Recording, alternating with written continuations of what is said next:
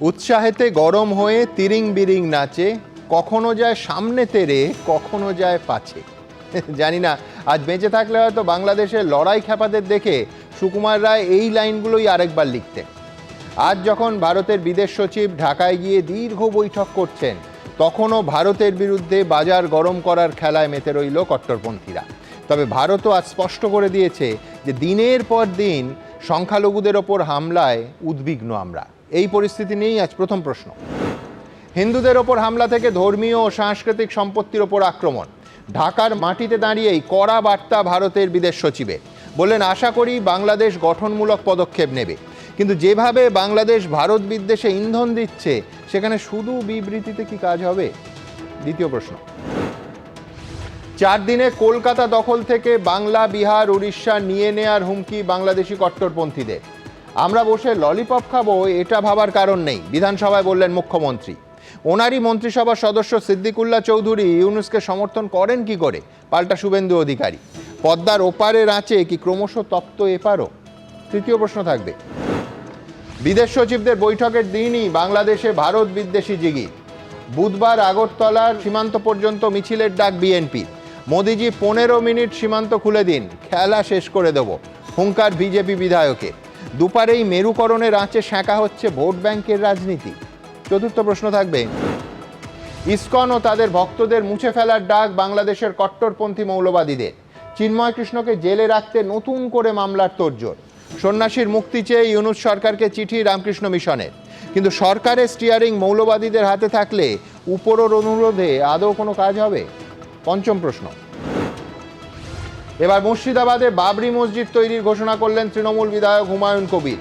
বললেন, আগামী বছর 6 ডিসেম্বর ভিত্তিপ্রস্তর স্থাপন অনুষ্ঠানে ডাকা হবে মুখ্যমন্ত্রীকে। স্পর্শকাতর বিষয় নিয়ে এমন অস্থির সময় এই উদ্যোগ কতটা কাঙ্ক্ষিত, একেবারে পরিষ্কার প্রশ্ন তুলব আমরা। তবে শুরুতেই দেখাবো টানাপোড়েনের আবহেই আজ ঢাকার বিদেশ সচিবদের বৈঠক, সংখ্যালঘু নির্যাতন নিয়ে উদ্বেগ প্রকাশ ভারতের। দেখুন। হিন্দুদের বাড়িতে আগুন, খুন, জখম, মারধর, সন্ন্যাসীর গ্রেফতারি, মন্দিরে ভাঙচুর, ইসকনে তাণ্ডব, এসবের মধ্যেই বাংলাদেশের মাটিতে দাঁড়িয়ে ইউনূস সরকারকে কড়া বার্তা দিল নয়াদিল্লি। বাংলাদেশের বিদেশ সচিবের সঙ্গে বৈঠকে ধর্মীয় প্রতিষ্ঠানে হামলার প্রসঙ্গ তুললেন ভারতীয় সচিব Vikram Misri. We also discussed some regrettable incidents of attacks on cultural, religious and diplomatic properties. সন্ন্যাসী চিন্ময় কৃষ্ণ দাসকে গ্রেফতারের পর থেকেই বাংলাদেশে হিন্দুদের ওপর অবর্ণনীয় অত্যাচার শুরু হয়েছে। অত্যাচার বন্ধের পরিবর্তে ইউনূস সরকারের উপদেষ্টা থেকে বিএনপির শীর্ষ নেতা, কট্টরপন্থী ধর্মগুরুরা লাগাতার হুমকি উস্কানি দিয়েই চলেছেন। ওই পান্ডাগুলোকে ওইভাবে কোপানো, এখন অস্ত্র হাতে নিতে হবে, সময় এসে গেছে গা। এটা আমরা বুঝতেছি না, সময় চলে যাচ্ছে কিন্তু আমরা এটা বুঝতেছি না। বাংলাদেশে ভারত বিদ্বেষের এই জোয়ারের মধ্যেই সোমবার সকালে ঢাকায় পৌঁছন ভারতের বিদেশ সচিব বিক্রম মিশ্রি। বাংলাদেশের বিদেশ সচিবের সঙ্গে দীর্ঘ বৈঠকের পর ঢাকার বুকে দাঁড়িয়ে জানান, বাংলাদেশের সংখ্যালঘুদের নিরাপত্তা বিষয়টি বৈঠকে ভারতের তরফে তোলা হয়েছে। শুধু তাই নয়, বাংলাদেশের অন্তর্বর্তী সরকারের প্রধান উপদেষ্টা মোহাম্মদ ইউনূসের সঙ্গে বৈঠকেও সংখ্যালঘুদের নিরাপত্তা নিয়ে উদ্বেগের কথা জানিয়েছেন ভারতের বিদেশ সচিব। We also had the opportunity to discuss certain recent developments and issues, and I conveyed our concerns, including those related to the safety and welfare of minorities. এটি আমাদের অভ্যন্তরীণ বিষয় এবং আমাদের অভ্যন্তরীণ বিষয়ে অন্য দেশের মন্তব্য সমীচীন নয়। আমি ভারতের পররাষ্ট্র সচিবকেও স্মরণ করিয়ে দিয়েছি যে বাংলাদেশ অন্য দেশের অভ্যন্তরীণ বিষয়ে মন্তব্য করা থেকে বিরত থাকে। এখন প্রশ্ন হলো, বিদেশ সচিব স্তরের এই বৈঠকের পর বাংলাদেশে হিন্দুদের ওপর আক্রমণ বন্ধ হবে? ইউনূস সরকারের ভারত বিরোধী পদক্ষেপ কি আদৌ থামবে? কোথাও একটা ভারত বিদ্বেষ চূড়ান্ত পর্যায়ে এসছে, এর পিছনে কোনো অশুভ আতাত আছে, কোনো শক্তি যারা ভারতের সঙ্গে বৈরী মনোভাব রাখে তারা এদেরকে মদত জোগাচ্ছে, উস্কানি দিচ্ছে এবং মনে হয় কোনো একটা সময় গাছে তুলে তারা মইও কেড়ে নেবে নিজেদের স্বার্থসিদ্ধির জন্য। বাংলাদেশের বিদেশ সচিবের সঙ্গে বৈঠকের পর বাংলাদেশের অন্তর্বর্তী সরকারের প্রধান উপদেষ্টা মোহাম্মদ ইউনূসের সঙ্গে সাক্ষাৎ করেন ভারতীয় বিদেশ সচিব। এই বৈঠকের পরও হিন্দুদের ওপর হামলার ঘটনাকে ব্যক্তিগত কিংবা রাজনৈতিক হিসাবে দেখানোর মরিয়া চেষ্টা করেছে ইউনূস প্রশাসন। এই প্রপাগান্ডাগুলোর জবাব আমরা লিখিত, মৌখিক বহুভাবেই বলেছি যে যতগুলো ঘটনা ঘটেছে সেগুলোকে সাম্প্রদায়িক দেখানোর সুযোগ খুবই কম। সেগুলো হচ্ছে কখনো কখনো ব্যক্তিগত বিরোধ, বেশিরভাগ ক্ষেত্রেই হচ্ছে রাজনৈতিক বিরোধ। মূল প্রশ্ন হলো পাকিস্তান ও চীনের কাছাকাছি আসতে মরিয়া চেষ্টা চালাচ্ছে যে মোহাম্মদ ইউনূস, তিনি কি মোদী সরকারের এই কূটনৈতিক বার্তায় কান দেবেন? দীপক ঘোষ, সত্যজিৎ বৈদ্য ও অর্ণব মুখোপাধ্যায়ের রিপোর্ট, এবিপি আনন্দ। দেখুন, এমনিতে বহুদিন আগে অবসর নেওয়া সেনাকর্তা কথা বলতে বলতেই হাঁপাচ্ছেন, আর 15 মিনিট হাঁটতেই পারবেন না, বসে পড়তে হবে। ভাবুন, তিনি যদি বলেন যে 4 দিনে তাঁরা মানে বাংলাদেশ কলকাতা দখল করে নেবে, বিশ্বাস করুন সেই সব কথাকে বিশেষ গুরুত্ব দেওয়ার কোনো কারণ নেই। গুরুগম্ভীর বিষয়ের মধ্যে অনেক সময় কমিক রিলিফ লাগে, এইসব হাস্যকর চরিত্ররা দায়িত্ব নিয়ে সেগুলো জুগিয়ে থাকেন। কিন্তু ভাবুন, যখন ভারতের বিদেশ সচিব বাংলাদেশে উড়ে গিয়ে সংখ্যালঘু হিন্দুদের ওপর অত্যাচার, মন্দির ধ্বংসের মতো বিষয় নিয়ে বৈঠক করছেন, তখন সে দেশের প্রধান রাজনৈতিক শক্তি বিএনপি ঢাকা থেকে আগরতলা সীমান্ত পর্যন্ত লং মার্চের কর্মসূচি ঘোষণা করছে, কার্যত ভারত বিরোধী স্লোগান আর ভারত বিদ্বেষকে সামনে রেখে। ঠিক এই জায়গা থেকে আজকের এই অনুষ্ঠান শুরু করব। আমি শুরু করব ব্রিগেডিয়ার আশিস কুমার দত্তকে দিয়ে। ব্রিগেডিয়ার দত্ত, এক হচ্ছে, আমি আবার বলছি যে ওই যারা জনি লিভারের মতো বারবার হুমকি দিচ্ছেন, বারবার বাজার গরম করছেন, তাদের সত্যি সত্যি রাস্তায় নেবে তারা কি করবেন, 4 দিনে কিভাবে কলকাতা দখল করবেন, আমি সে প্রসঙ্গেই যেতে চাই না।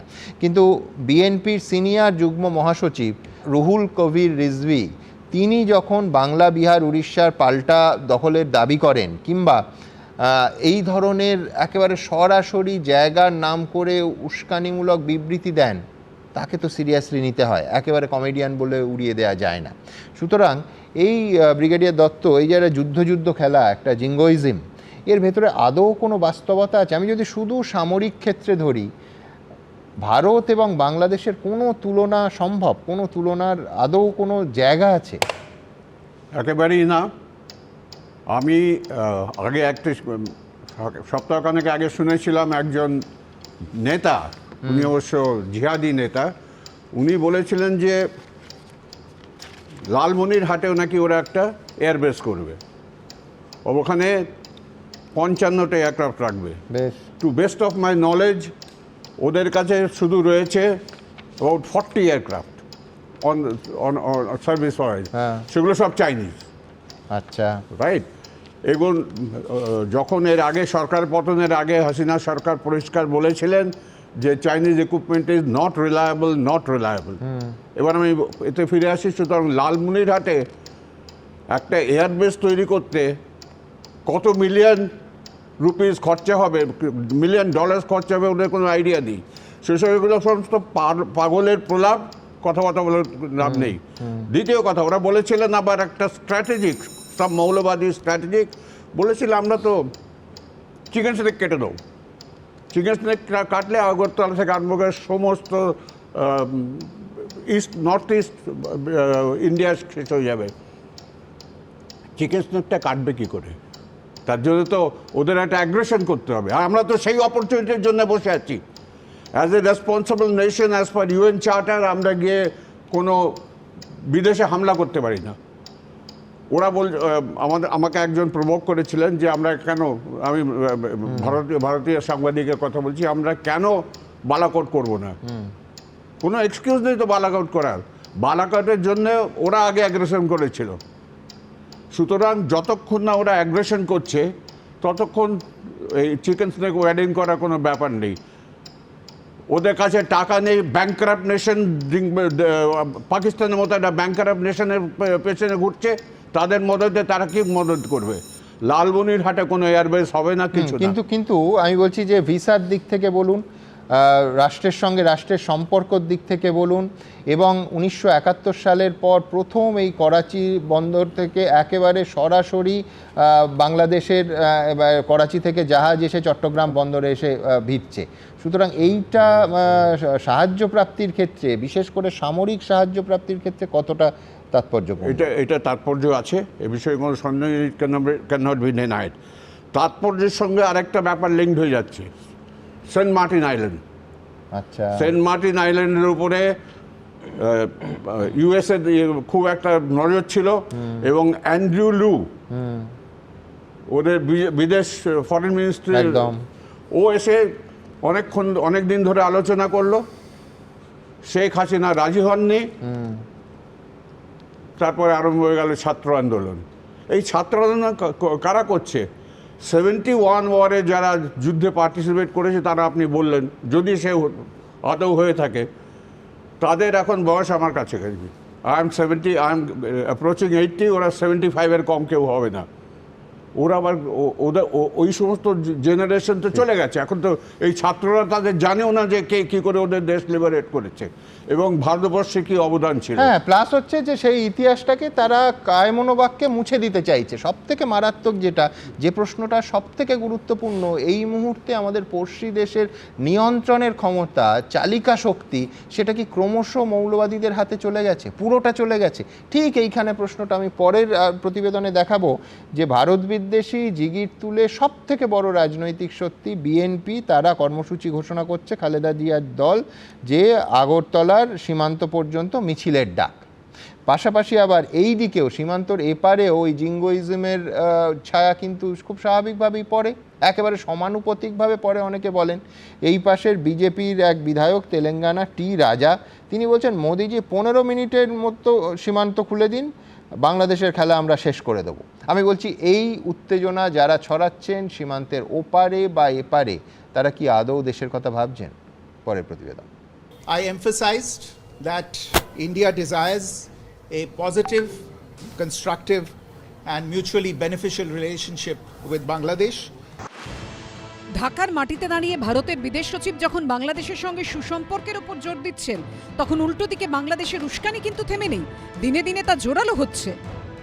ভারতীয় আগ্রাসনের বিরুদ্ধে আমরা জনগণকে ঐক্যবদ্ধ করে আগরতলার অভিমুখে আখাউড়া পর্যন্ত আমরা লং মার্চের ঘোষণা দিচ্ছি। আগরতলায় বাংলাদেশের কনসুলেটে হামলার অভিযোগে আগেই সেখানে অনির্দিষ্টকালের জন্য কাজকর্ম বন্ধ করে দিয়েছে ইউনূস সরকার। এরপর কলকাতা ও ত্রিপুরায় বাংলাদেশ দূতাবাসে বিক্ষোভের প্রতিবাদে রবিবার ঢাকায় ভারতীয় হাইকমিশন অভিযানের ডাক দিয়েছিল বিএনপি 3 সংগঠন, জাতীয়তাবাদী ছাত্রদল, যুবদল ও স্বেচ্ছাসেবক দল। আর এবার বুধবার আগরতলার নিকটবর্তী আখাউড়া সীমান্ত পর্যন্ত লং মার্চের ডাক দিল বিএনপির যুব সংগঠন। পাল্টা ভারত থেকে বাংলাদেশের উদ্দেশ্যে হুঁশিয়ারি ছুড়ে দিলেন তেলেঙ্গানার বিজেপি বিধায়ক।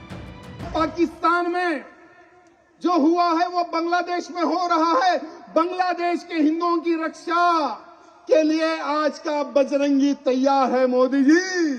अरे 15 मिनट का समय दे दो, जो भारत में घुसा हुआ आतंकी उनका काम तमाम कर देंगे। শুধু বিএনপি নয়, ইউনূস প্রশাসনের ভারত বিরোধী জিগিরও দিনে দিনে বাড়ছে। এই গরু চোর ব্যতীত, এই আমি বলবো এগুলির গরু চোর এইগুলি, এই ক্ষেত্রে যদি অন্য কোনো রকমের ক্ষেত্রে আমরা কিন্তু সীমান্তে কোনো রকমের ছাড় দেব না।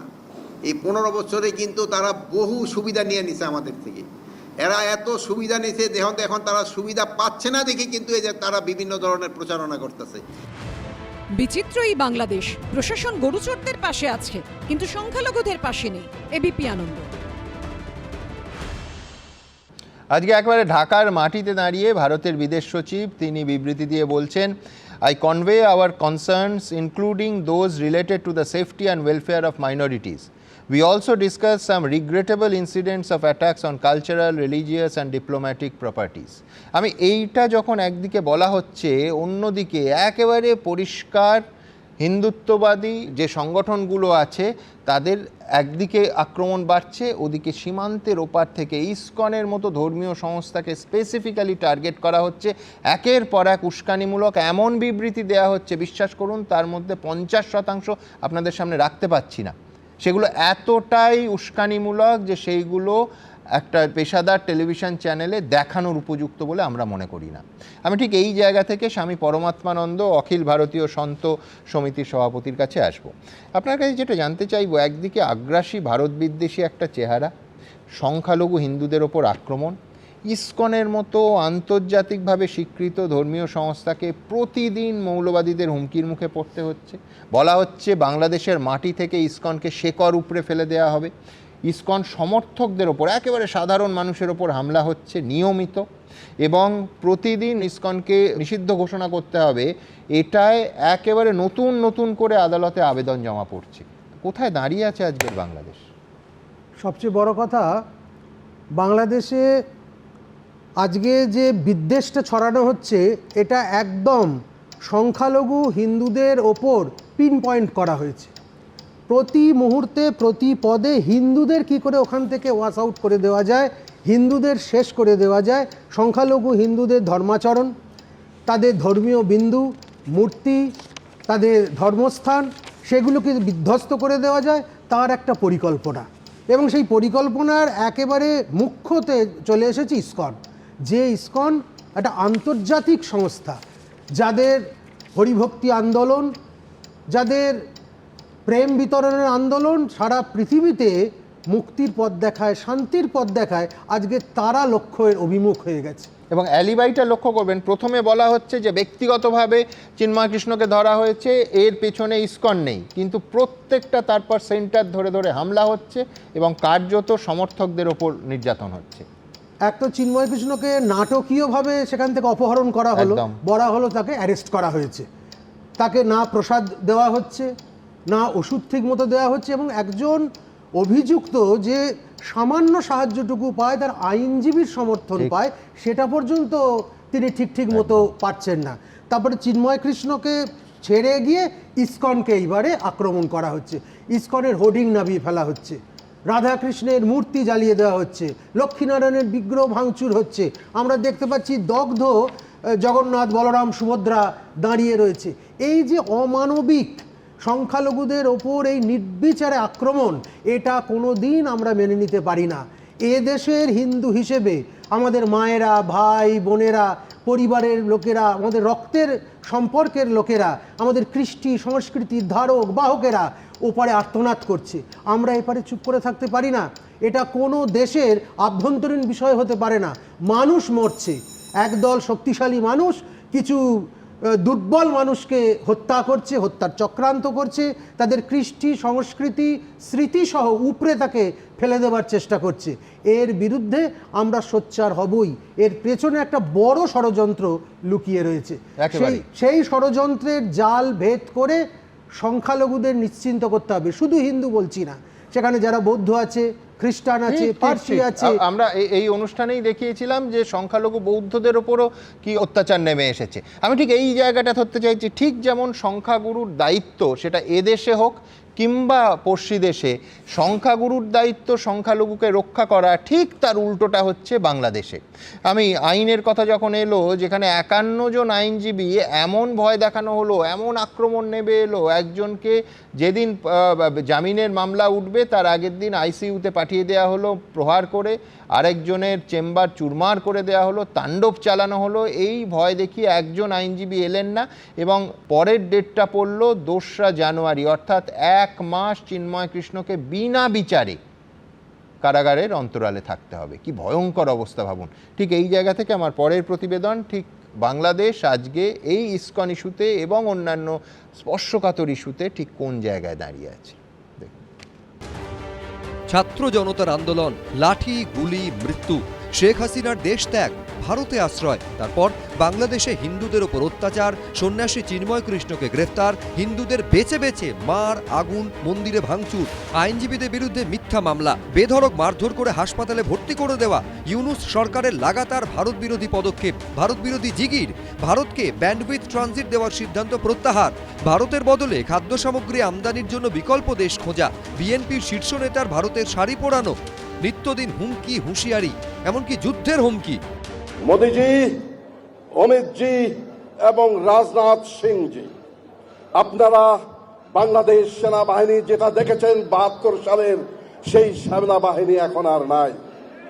আমরা এখন যুদ্ধোপযোগী এবং যে কোনো শত্রু মোকাবেলায় প্রস্তুত। আমাদের ট্রেনিং, আমাদের দক্ষতা ভারতের চেয়ে অনেক বেশি। একবার সাহস করে আমার দেশকে যুদ্ধ করবে, আমরা বলে দিচ্ছি 4 দিনের মধ্যে আমরা কলকাতা দখল করে নেব। এই আবহেই ইউনূস সরকারের আমলে প্রথমবার ঢাকায় পা রাখলেন ভারতীয় বিদেশ সচিব। ধর্মীয় প্রতিষ্ঠানে হামলা থেকে সংখ্যালঘুদের বিরুদ্ধে নানা ঘটনা, বৈঠকে বিভিন্ন প্রসঙ্গ তুলল New Delhi.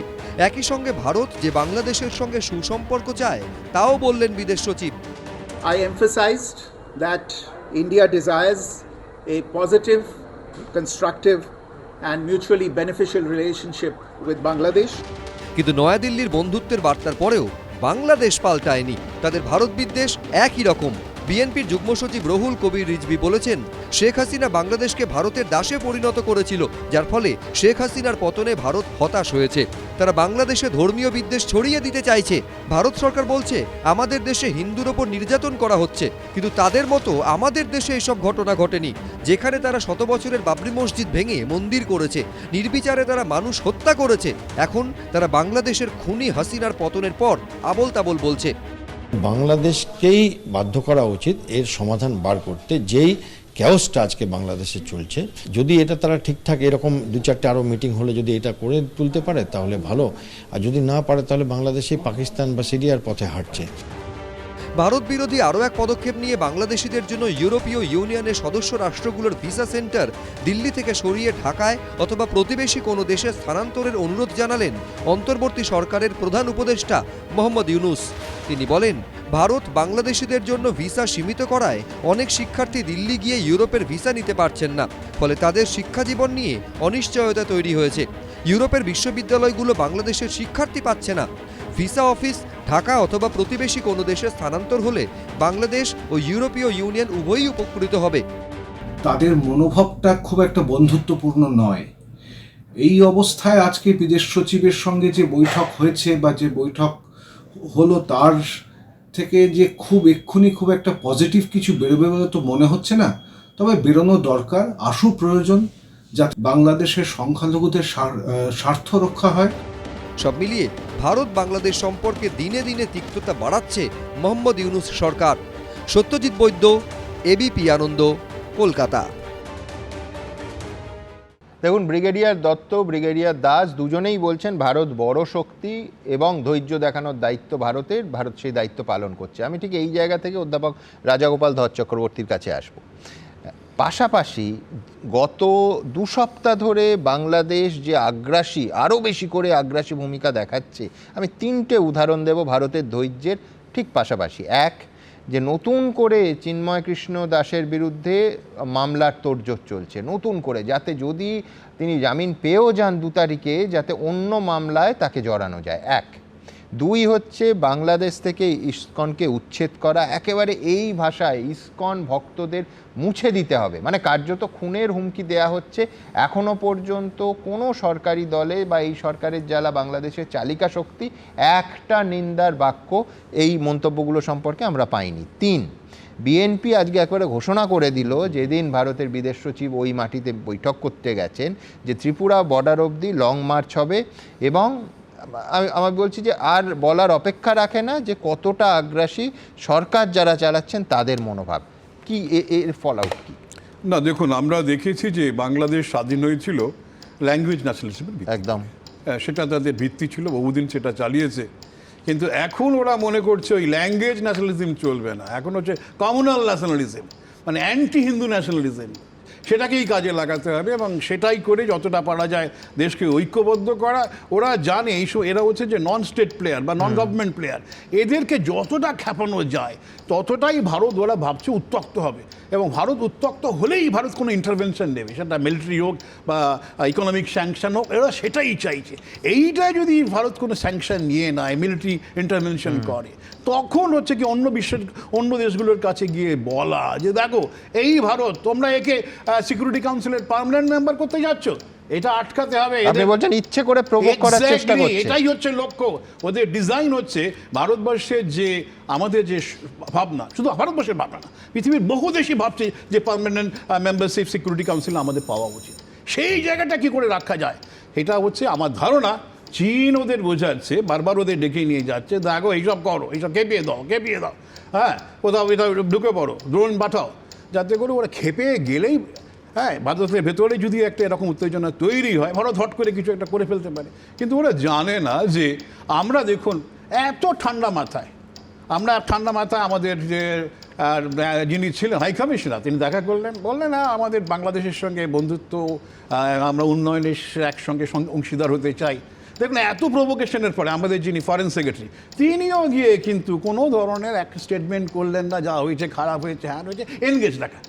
We want to keep them diplomatically engage. বাবা ঠিক আছে, আমরা আছি, আরও দেখুন এই পরপর চলতেই থাকবে। এতে হয়তো কেউ কেউ ভাববে যে কেন্দ্রীয় সরকার বুঝি কিছুই করছে না, কিন্তু আমাদের অন্য ধরনের যে ধরনের কিন্তু আমি একবার অধ্যাপক চক্রবর্তী যে দেখুন এই যেখানে সরকারি বিএনপি তার নেতা তিনি প্রকাশ্যে ভারতীয় শাড়ি জ্বালাচ্ছেন, পাশাপাশি এই মরশুমে দ্বিতীয়বার আজই 100 টন আতপ চাল আজকে বাংলাদেশ ভারত থেকে গ্রহণ করেছে। মানে আমি বলছি এইটা কিন্তু বন্ধ করছে না। এই ভণ্ডামি বলুন, হিপোক্রেসি বলুন, বা এইটা কিভাবে ব্যাখ্যা করবেন? না দেখুন, এটাই তো দেখুন, এই শাড়ি পরাচ্ছে এটা হচ্ছে যে মানুষের উত্তেজনাটাকে বাড়ানো, ঠিক আছে। আবার 172 টন মাছও পাঠাচ্ছে, না খেতে বলবে, চাল বন্ধ করে দেন, ডিম বন্ধ করে দেন, না খেতে বলবে, সেটা তো আপনাকে, সেটা হলে বিপদ আছে। ভারত ভাবছে ওরা এই উত্তেজনা করতে করতে ওদের যখন এই সাপ্লাই, নিজস্ব সাপ্লাইটা বন্ধ হয়ে যাবে, বা ভারত বা অন্য কোনো দেশ কোনোভাবে যদি নিষেধাজ্ঞা নিয়ে আসে, আর্থিক ক্রাইসিসটা ভারত ভাবছে একদিন আসবেই, যেটা আমরা মলদ্বীপে দেখলাম। তারপরে ওরা বাধ্য হলো আমাদেরকে সারেন্ডার করা। আমাদের ভাবনা হচ্ছে ওদেরকে একটা মানে বুঝতে না দেওয়া যে ওরা যে পথে যাচ্ছে একটা ল্যাবিরিন্থ অফ সাইকেলের মধ্যে ঘুরে যাচ্ছে, যাতে হয়তো তারা আর্থিক ক্রাইসিসটা এসে যাবেই। এবং যখন আর্থিক ক্রাইসিস এসে যাবে তখন সাধারণ মানুষ আর ওই ধর্মীয় উন্মাদনায় শুনবে না, তারা বলবে এক্ষুনি তুমি 19 পদত্যাগ করো, এক্ষুনি আমাদের আশিনাকে দরকার যে আমাদেরকে বাঁচিয়ে রেখেছে।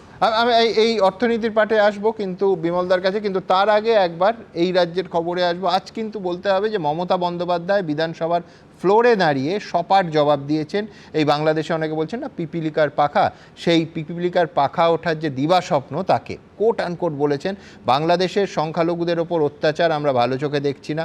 কেউ কেউ বলছেন কলকাতা দখল করবে, বিহার দখল করবে, উড়িষ্যা দখল করবে। এত বড় হিম্মত কারণ নেই, বাংলা, বিহার, উড়িষ্যা দখল করে নেবে আর আমরা বসে বসে লরিপপ খাবো। ঠিক কি বলেছেন দেখুন। আমরাও দাবি করব আমাদের নবাব সিরাজউদ্দৌলার বাংলা, বিহার, উড়িষ্যা ফেরত দাও আমাদেরকে। এত বড় হিম্মত আপনাদের কেন কারণ নেই যে বাংলা, বিহার, উড়িষ্যা সব নিয়ে নেবেন আর আমরা বসে বসে ললিপপ খাবো?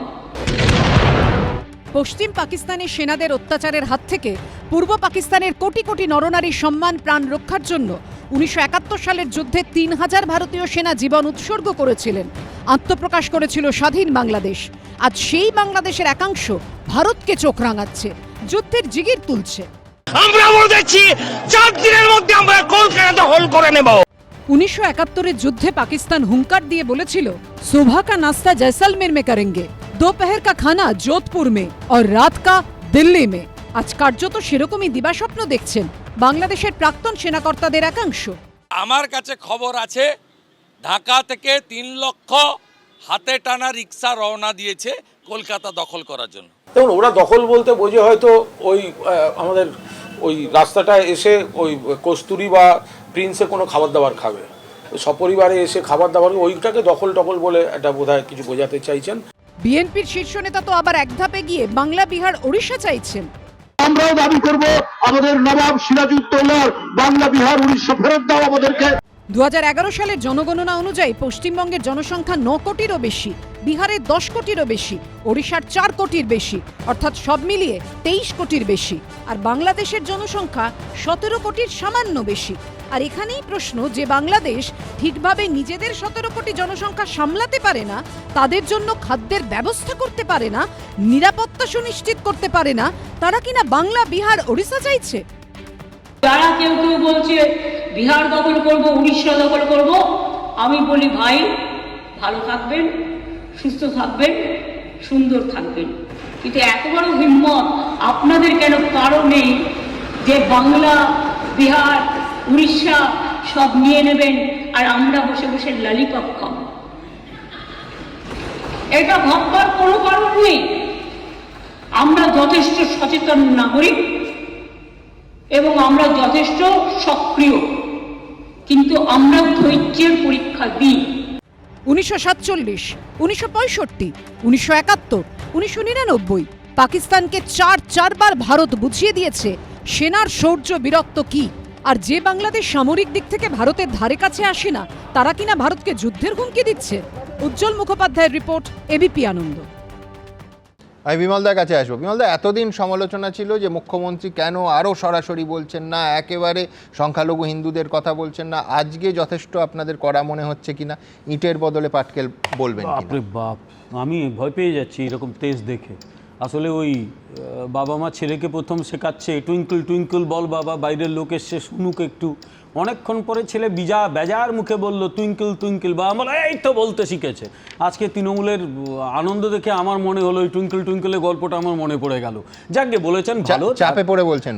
কোন চাপে পড়ে কি পড়েছে খুব গুরুত্ব দেওয়ার প্রয়োজন আছে। তৃণমূল কংগ্রেস এবং ফরেন পলিসি এটা নিয়ে যদি আমাকে আলোচনা করতে হয়, আমি কালকে চাকরিটা ছেড়ে দেবো, আমি আর চাকরিটা করবো না। সুতরাং আমি একটা অন্য আলোচনা করি, সেটা হচ্ছে এইটা না করে বাংলাদেশে হিন্দুদের ওপর যে অবর্ণনীয় অত্যাচার হচ্ছে, আজ অবধি তৃণমূল কংগ্রেস একটা এর জন্যে মিছিল করেছে কি সুমন? আমাকে দেখিয়ে দিলে আমি মেনে নেবো।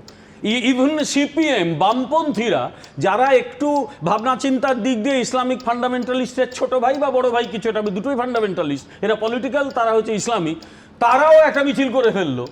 এখানে তৃণমূল একটা মিছিল করেছে কি?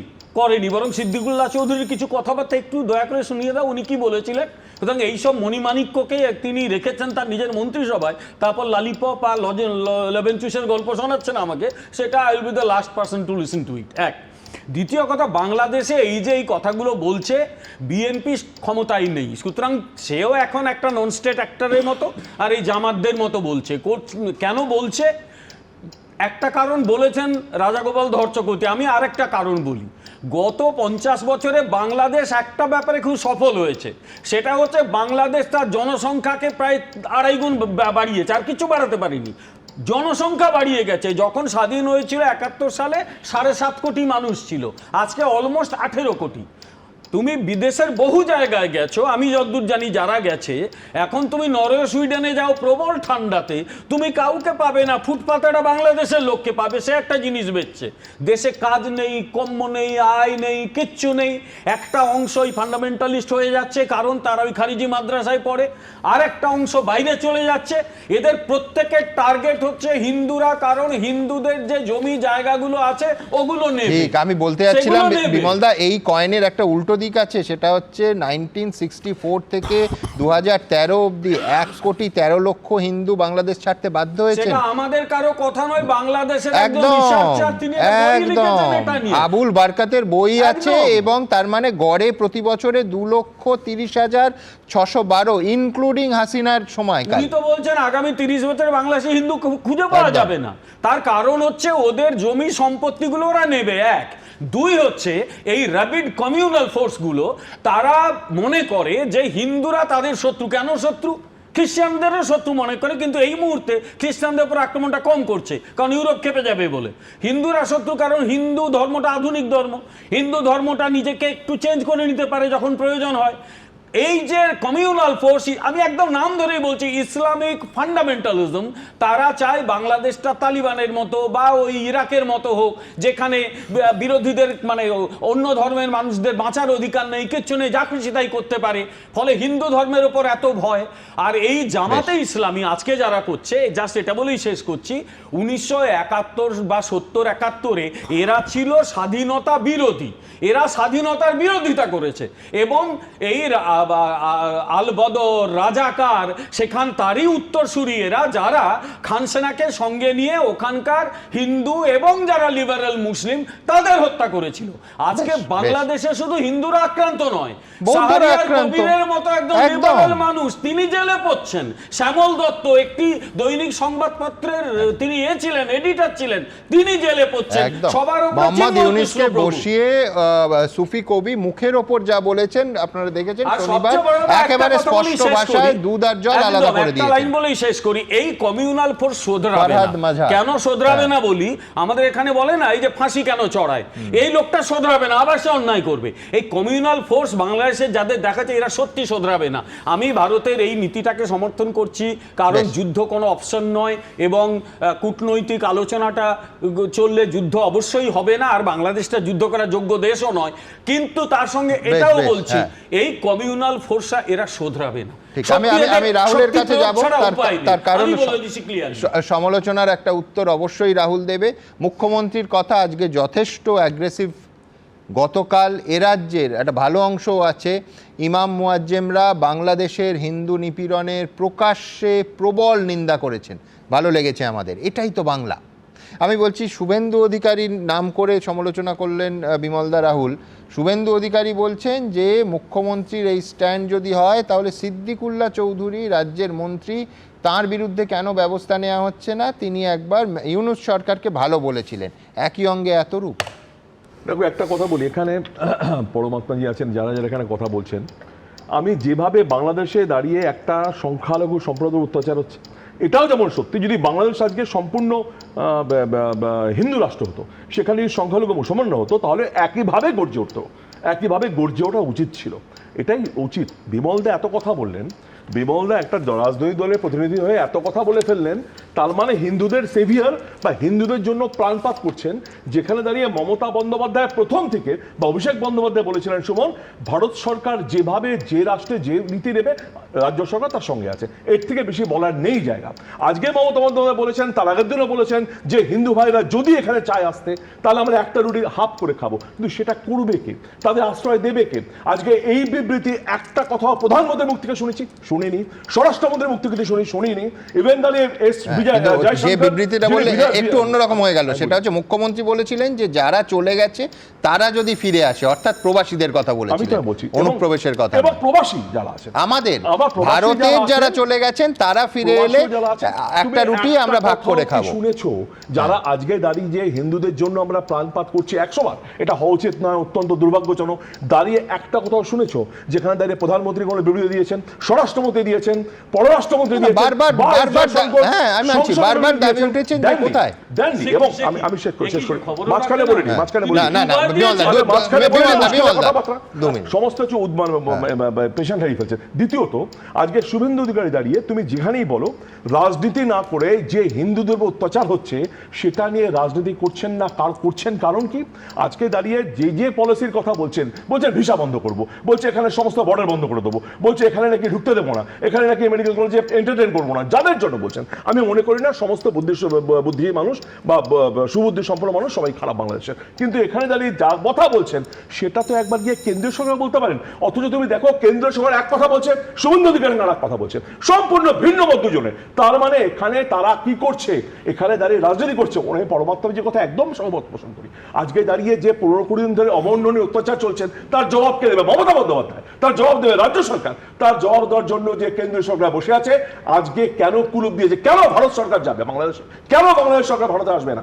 কেন গেছিল আগে বিদেশ মন্ত্রী মিটিং করতে? কেন তাকে ডেকে পাঠানো হয়নি? কেন এই দৈন্যদশা ভারতবর্ষে?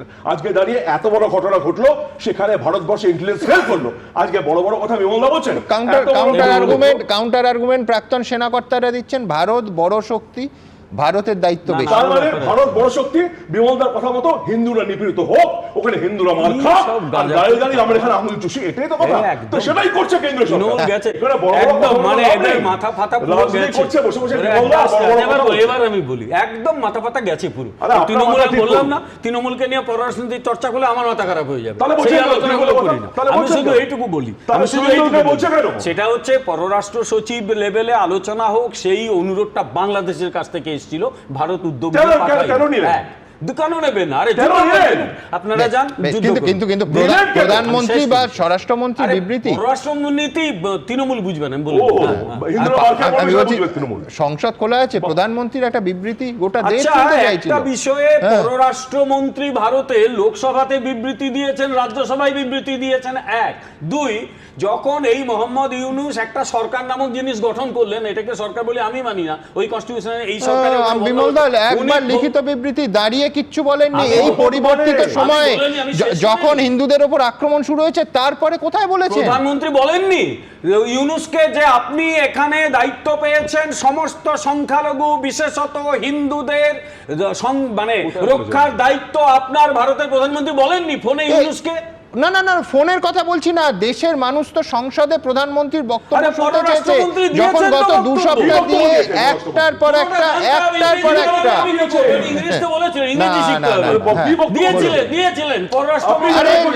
দিয়েছি, তা নিয়ে আমরা আলোচনা করেছি। পররাষ্ট্র দপ্তরের অফিসিয়াল প্রেস রিলিজের কথা বলছি না বিমলদা। আমি আবার বলছি, ভারতের পররাষ্ট্রমন্ত্রী সংসদে 2টি কক্ষে যথেষ্ট জোরালো, আবার বলছি বিমলদা, হাসিনা সরকারের পতন হওয়ার পর একটা বিবৃতি দিয়েছিলেন। আমি বলছি হিন্দুদের ওপর আক্রমণ, স্পেসিফিক আক্রমণ শুরু হওয়ার পর কোনো বিবৃতির প্রধানমন্ত্রীর তরফে আসেনি। প্রধানমন্ত্রীর কথা আমি বিদেশ বলছি না, বিদেশ মন্ত্রক এক পাতার একটা লিখিত বিবৃতি হয়েছিল, 3 ঘন্টার মধ্যে বাংলাদেশ সরকার তার আরো কড়া জবাব দিয়েছে। বাংলাদেশ তো তার জবাব দেবে, ভারতবর্ষ শুধু বয়ানবাজি রাজনীতি করতে হবে। মুশকিল হচ্ছে তৃণমূলে আবার কথা বলতে এদের তো বয়ানবাজি আছে, মুখে বড় বড় কথা, কাজটা কিছু করে না। আমাদের ওতে কাজটা করতে হবে, কাজটা করতে হবে, কারণ এই অঞ্চলে বাংলাদেশে যা ঘটছে সেটা বেশি দিন ঘটতে দেওয়া যায় না। আর বাংলাদেশে বাংলাদেশে যা ঘটছে ওরা জানে যে আগামী জানুয়ারি মাস থেকে ইন্টারন্যাশনাল পলিটিক্স চেঞ্জ হচ্ছে। আমি বলছি বিমলদা দূরবীনে দেখার চেষ্টা করছেন যে 20 তারিখ আমেরিকার রাষ্ট্রপতি হিসেবে ট্রাম্প শপথ নেবেন, তারপর আন্তর্জাতিক ক্ষেত্রে ছবিটা পাল্টাবে। কাজ কি হবে, কাজের দিকে নজর তো আছে, কিন্তু এইখান থেকে আমি পরের প্রতিবেদনে দেখাবো যে চিন্ময় কৃষ্ণ দাসের মুক্তির দাবিতে ইউনূস সরকারকে আজ সরাসরি চিঠি দিল রামকৃষ্ণ মিশন। দেখুন, ইসকনকে বাংলাদেশে নিষিদ্ধ করতে হবে। কেউ ইসকনকে বলছেন ক্যান্সার, তো কেউ ইসকনের বিরুদ্ধে অস্ত্র তুলে নেওয়ার ডাক দিচ্ছেন। সন্ন্যাসী চিন্ময় কৃষ্ণ দাসের গ্রেফতারির পর থেকে হিন্দুদের ওপর অত্যাচারের পাশাপাশি ইসকনকেই একেবারে মুছে ফেলার ডাক দিচ্ছে মৌলবাদীরা। এই আবহেই এবার ইউনূস সরকারকে চিঠি লিখে অবিলম্বে চিন্ময় কৃষ্ণ দাসের মুক্তির দাবি জানালো রামকৃষ্ণ মিশন। ঢাকা রামকৃষ্ণ মঠ ও মিশনের অধ্যক্ষ ও সম্পাদক স্বামী পূর্ণাত্মানন্দ চিঠিতে লিখেছেন, সম্প্রতি দেশের সার্বিক পরিস্থিতি বিবেচনায় শ্রী চিন্ময় কৃষ্ণ দাস ব্রহ্মচারীকে কারামুক্তি দিলে আপনার সরকারের ভাবমূর্তি উজ্জ্বল হবে বলে আমরা মনে করি। আমরা রামকৃষ্ণ মিশনকে অনেক ধন্যবাদ জানাই, ওরা চিঠি লিখেছে, আর এটাই দরকার আছে। এরকম যদি টার্গেট করা হয় তাহলে তো ভালো নয়। বাংলাদেশে ইসকনের মন্দিরে হামলা হচ্ছে, বন্ধ করে দেওয়া হচ্ছে একের পর এক ইসকনের শাখা, হিংসাত্মক উস্কানি দিচ্ছে মৌলবাদীরা। আমি স্পষ্ট দেখতে পাচ্ছি বাংলাদেশে এখন সবচেয়ে বড় বিপর্যয়কারী হচ্ছে ইসকন। ইসকন হচ্ছে হিন্দুত্ববাদী উগ্রবাদী এক সংগঠন। সারা বাংলাদেশে ইতিমধ্যে এটা ক্যান্সারের মতো রূপ ধারণ করেছে। আমি আসার সময় দেখলাম আপনাদের এই অঞ্চলে ইসকনের মনে হয় একটা মন্দির আছে। এরা সমাজে ক্যান্সারের মতো, কিসের মতো? ক্যান্সারের কোনো অ্যান্সার, ক্যান্সারের একটাই অ্যান্সার, সেটা হচ্ছে এটা উগড়ে ফেলতে হবে। শরীরের যেই অংশে ক্যান্সার হবে সেই অংশটা কেটে না ফেললে এই অংশ ঠিক হবে না, সারা শরীরে ক্যান্সার ধরবে। খুব ডেঞ্জারাস, আর আমাদের ভক্তরা খুব চিন্তিত আছে। সব থেকে চিন্তার এটা বিষয় কি যে যদি এরকম মৌলানারা পুরো বাংলাদেশে ঘুরে ঘুরে বেরিয়ে এরকম সভা করছে যেখানে হাজার হাজার মানুষ ওদেরকে শুনছে, এখন এত একসঙ্গে এত মানুষের যদি ব্রেন ওয়াশিং হয়ে যায়, ফিউচারে যদি বাংলাদেশ পুলিশ আর্মি ওরাও যদি ভাববে কি আমরা মাইনরিটির সঙ্গে প্রোটেকশনে যাব, এত লক্ষ লক্ষ মানুষকে কেউ সামলাতে পারবে না। যদি এরা শুরু করে দেয়, ওরা যেটা বলছে ওটা যদি জেনোসাইডটা শুরু করে দেয়, এটা কারো হাতে কন্ট্রোলে থাকবে না। কট্টরপন্থীদের ওপর রাশ টানার কোনো প্রচেষ্টা এখনও ইউনূস সরকার করেনি, তাই আগামী দিনে পরিস্থিতি উন্নত হওয়ার কি আদৌ কোনো সম্ভাবনা আছে? অরিত্রিক ভট্টাচার্য, এবিপি আনন্দ। দেখুন, আলোচনার এই পর্বে এসে আমি সম্পূর্ণ একটা অন্য দৃষ্টিভঙ্গি আপনাদের সামনে রাখব, যে এই ভারত বিদ্বেষ আসলে কি দৃষ্টি ঘোরানোর খেলা। দেখুন, এই মুহূর্তে বাংলাদেশের নাগরিকদের সব থেকে বেশি পীড়া যেটা দিচ্ছে সেটা হচ্ছে মূল্যবৃদ্ধি। হাসিনার দেশ ছাড়ার পর থেকে জিনিসপত্র আরও অগ্নিমূল্য হয়েছে, আইন শৃঙ্খলা ব্যবস্থা চূড়ান্ত অবনতি হয়েছে, কর্মসংস্থান নেই বললেই চলে। এই রকম একটা জায়গায় একেবারে পাকিস্তানের মডেল মনে করুন, যে মুহূর্তে ভারত বিদ্বেষকে পুঁজি করে দেশের ভেতরে মানে পরিস্থিতি, সাধারণ মানুষের দুরবস্থা চরমে ওঠে, সঙ্গে সঙ্গে পাকিস্তানে বারবার যুগে যুগে পুঁজি হয় কোনটা? ভারত বিদ্বেষ। সেই একই মডেল কি বাংলাদেশে ফলোড হচ্ছে? আমি শুভময় মৈত্রের কাছে আসবো। শুভময়, একটা গণ উন্মাদনা চাই, একটা চূড়ান্ত ভারত বিদ্বেষের জায়গা, একটা যুদ্ধংদেহী মনোভাব যদি হয়, তাহলে এই বহিঃশত্রু, ভারত একটি বহিঃশত্রু, এবং সেই জুজুটা বারবার বাংলাদেশের যারা এই মুহূর্তে সরকার চালাচ্ছে তারা দেখাতে পারেন, তাহলে এই ভেতরের মানুষের ক্ষোভ, তাদের প্রতিদিনকার জীবন যন্ত্রণা, সেইটা কি অনেকটা চাপা পড়ে যাবে? এই খেলাটা বাংলাদেশে খুব সুনিপুণভাবে খেলা হয়ে চলেছে। মানে ধর্ম এক ধরনের আফিম তো বটেই, অনেকেই লিখে টিকে গেছেন আর কি, এবং ধর্ম নিজের ঘরের মধ্যে নিজে করা একরকম, আর আরেকটা হচ্ছে ধর্মটাকে বাজারে বেচা, আরেক রকম, অর্থাৎ ধর্মীয় মৌলবাদের কথা যে জায়গায় আসে। এবার এখানে দুটো জিনিস আমি বলতে চাই। এক হচ্ছে হিন্দু মৌলবাদ আর মুসলিম মৌলবাদের মধ্যে একটা পার্থক্য আছে। হিন্দু অধ্যুষিত বলতে আমাদের ভারতবর্ষ একটা বড় দেশ, আর দেখুন মুসলিম দেশ কিন্তু প্রচুর, এবং সেখানে প্রচণ্ড মৌলবাদের প্রকোপ। ফলে এক্সাম্পল যদি চান, মধ্যপ্রাচ্য থেকে শুরু করে পৃথিবীর বিভিন্ন জায়গায় মুসলিম মৌলবাদীরা কিন্তু অনেক বেশি এক্সাম্পল পান। ভারতের হিন্দু মৌলবাদীদের তুলনায় এক্সাম্পল কম, এবং সেটা যখন ঘটে ভারতীয়রা অনেক ক্ষেত্রে তাদের ধর্মনিরপেক্ষতার জন্য দেশের মধ্যে থেকেই একটা বিরাট প্রতিবাদের ঝড় তোলেন। ফলে মুসলিমদের অন্যদিকে এই মৌলবাদের একটা সুবিধে আছে। দ্বিতীয়, আজকে যখন হাসিনা হেরে গেলেন আর কি, মানে এই উত্থানে আর কি, ভোটে তো হারলেন না, কারণ আধিপত্যবাদী ভোট চলছিল, সেই সময় এবার বিএনপি মোটামুটি একটা দখল নিয়েছে, জামাতও আছে। এইবার আগামী দিনে তো একটা নির্বাচন মোটের ওপর ওনাদের করতে হবে, হাসিনার মতোই করবেন হয়তো। এবার সেই নির্বাচনটা যখন করবেন, তার জন্যে ওনারা যে মিছিল টিছিলগুলো করছেন, ওনারা দেশে এক জায়গা থেকে আরেক জায়গায়, আগরতলা বর্ডার বা আমাদের যশোর থেকে এসে আমাদের বনগাঁ বর্ডার অব্দি এলেন, এর মাধ্যমে কিন্তু বিএনপির ভোটটা সুরক্ষিত হচ্ছে। অর্থাৎ আগামী দিনের যে নির্বাচনটা যখন পাশাপাশি বলে দিয়েছেন যে আওয়ামী লীগকে ভোটে দাঁড়াতেই দেবেন, ইঙ্গিত খুব পরিষ্কার। কিন্তু নির্বাচনে একটা ব্যবস্থা, নির্বাচনী ব্যবস্থা যেটা ওনারা দেখাবেন এরপর, হয়তো আওয়ামী লীগের মতনই করবেন, সেই জায়গায় মানুষকে উদ্বুদ্ধ করা, এবং মানুষ ক্ষুধা তৃষ্ণা ভুলে যাবে। এ পৃথিবীর বিভিন্ন দেশ দেখেছে, ভারতবর্ষের কিছু অংশ বিভিন্ন সময় দেখেছে। এবার যে মূল প্রশ্নটা আসছে সেটা হচ্ছে তো আগামীকাল বোধহয়, আগামীকাল ওনারা কলকাতা দখল করে নিচ্ছেন। এবার মুশকিল হচ্ছে, মানে এই যে হাড় জিজিরে হাল্লা রাজার সেনা, মানে আমি আয়নার সামনে খালি গায়ে দাঁড়াতে ভয় পাই, মোটামুটি ওনাদের সৈন্যদের চেহারা প্রায় সেই রকম। এবার এই শীতকালে তারা আবার এইদিকে আসবেন, এতটা রাস্তা কাঁথা নাথা চাপা দিয়ে আসবেন, এমনি পেঁয়াজের অভাব, গরমে পেঁয়াজিও খেতে পারবেন না। ফলে একটা ভালো মজা কিন্তু ওনারা আমাদের দিচ্ছেন। আমি এইটা বলবো যে কমিক রিলিফটা কিন্তু অত্যন্ত গুরুত্বপূর্ণ। এই যে সিরিয়াস আলোচনার মধ্যে যে মজাটা ওনারা প্রতিদিন দিচ্ছেন, সেই জায়গায় যে শেষ সিরিয়াস কথাটা বলে শেষ করতে হয়। বিক্রম মিস্ত্রি কি বললেন? পজিটিভ, কনস্ট্রাকটিভ, মিউচুয়ালি বেনিফিশিয়াল হতে হবে দুদেশের সম্পর্ক, পিপল সেন্ট্রিক হতে হবে। ফলে ভারতবর্ষের মধ্যে যত প্রশ্নই উঠুক, হিন্দু মৌলবাদ দিয়ে আমরা যত প্রশ্নই তুলি, আমাদের দেশ হিসেবে একটা সাধারণ মানুষের কথা পিপল সেন্ট্রিক বলে এলেন, এবং কোন জায়গায় গিয়ে সোজা নামলেন গাড়ির থেকে, হেঁটে ঢুকলেন বাংলাদেশে। আমরা তো বলতেই পারতাম যে তোমরা আমাদের দেশে মিটিং করতে এসো, সেটা করতে হলো না। আমরা সাহস করে ঢুকলাম, কথা বললাম, এবং যে বার্তাটা দিলাম সে বার্তাটা সারা পৃথিবীকে একটা গণতন্ত্রের বার্তা শেখালো। বাংলাদেশে যারা আমাদের বন্ধু আছেন, আমরা তো সবাই বাঙালি, আমরা বাংলায় কথা বলি, যদি পছন্দ হয় ওনার হাব ভাব, আচার আচরণ, যে শক্তভাবে গিয়ে, কড়াভাবে গিয়ে সত্যি কথাটা, মানুষের কথাটা, একটা দেশের ভেতরের রাজনীতির বাইরে বেরিয়ে সারা পৃথিবীর মানুষের কথা বলাটা ওনারা যদি শেখেন, সেইভাবে কথা বলেন, আমার ধারণা সমস্যা কমবে, পেঁয়াজ যাবে, শীতকালে পেঁয়াজি খেতে পারবে। একটা অ্যাড করুন, কমিক রিলিফ যাই বলুক শুভময়, আমি কমিক রিলিফের ব্যাপারটা দেখছি না, বরং তোমার স্টেটমেন্টটা অ্যাবসলিউটলি রাইট যে বাংলাদেশে দিনের পর দিন যা পরিস্থিতি হচ্ছে, একটা দুর্ভিক্ষের মুখে সবসময় দেশটা দাঁড়িয়ে আছে।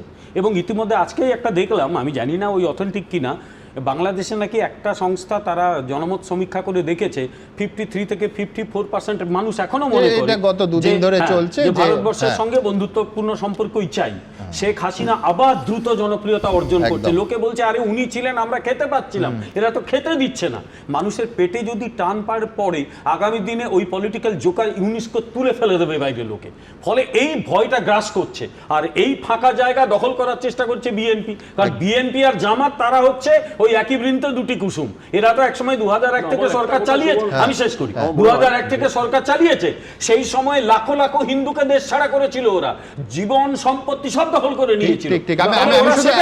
একটা পরিসংখ্যান আপনাদের সামনে রাখবো, সেটা হচ্ছে গত সেপ্টেম্বর থেকে এই সেপ্টেম্বর অবধি মূল্যবৃদ্ধির হার বেড়েছে 9.95%। মানে আমি বলছি এটা অবিশ্বাস্য এবং অত্যন্ত মারাত্মক যে কোনো দেশের পক্ষে। আমি এইখানে শুভমদা একটা শুভমদা একটা চমৎকার উদাহরণ দিয়েছেন যে হেঁটে যাওয়ার কথা বলেছেন। আমি বলছি অনেকে এত দূর চলে গেছেন যে এইটা বলছেন যে আমরা ট্যাঙ্কে করে যেতে পারতাম, কিন্তু আমরা হেঁটে গেছি। এটাই প্রমাণ করে ভারত মহান। ট্যাঙ্কের কথায় মনে পড়লো যে অনেকে যারা যুদ্ধ কথা বলছেন, ভারতের কাছে এই মুহূর্তে ট্যাঙ্ক রয়েছে 4600-র বেশি, যেখানে বাংলাদেশে ট্যাঙ্কের সংখ্যা 320। 600-র বেশি যুদ্ধবিমান এই মুহূর্তে ভারতের হাতে আছে, বাংলাদেশের যুদ্ধবিমান 44। কিন্তু এই সব পরিসংখ্যান প্রাসঙ্গিক নয়, তার কারণ ভারতী, তারা ট্যাঙ্কে করে বাংলাদেশ যাওয়ার কথা ভাবে না, হেঁটে যাওয়ার কথা ভাবে, বাংলাদেশের মাটিতে দাঁড়িয়ে বলে আসে যে সংখ্যালঘু হিন্দুদের ওপর অত্যাচার এবং সাংস্কৃতিক এবং ধর্মীয় প্রতিষ্ঠান এই যে ধ্বংস হচ্ছে, এটায় আমরা উদ্বিগ্ন। দেখা যাক এবার বাংলাদেশের প্রতিক্রিয়া। এখান থেকে দেখবো আপনারা কি বলছেন। আপনারা জানেন আমাদের ভেরিফাইড এক্স অ্যাকাউন্ট সঙ্গে সুমন @am সুমন দে। প্রচুর মন্তব্য, দ্রুত একটা মন্তব্য নেব।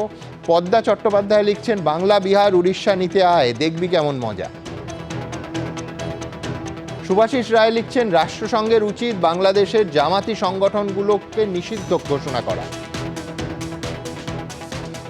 সুভাষ ঘোষাচার্য লিখছেন, নিজেদের সীমাবদ্ধতা সম্পর্কে ওয়াকিবহাল হয়ে কলকাতা দখলের কথা বলুন।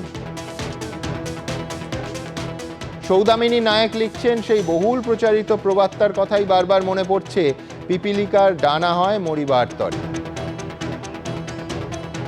কল্পনা মিত্র লিখছেন, হুমকি হুঁশিয়ারি দিতে গিয়ে বাংলাদেশ আস্তে আস্তে হাসির খোরাক হয়ে উঠছে। একটা ছোট্ট বিরতির সময় হয়ে গেছে, বিরতির পর ফিরে এসে আবার এ নিয়ে আলোচনা করব এবং অবশ্যই আমাদের এই রাজ্যের একজন বিধায়ক, তার এক অদ্ভুত উদ্যোগ যেটা এই অস্থির সময় একেবারে অনাকাঙ্ক্ষিত বলে মনে হয়েছে আমাদের, হুমায়ুন কবির। তবে সে প্রসঙ্গের আগে ছোট্ট একটা বিরতি, সঙ্গে থাকবেন।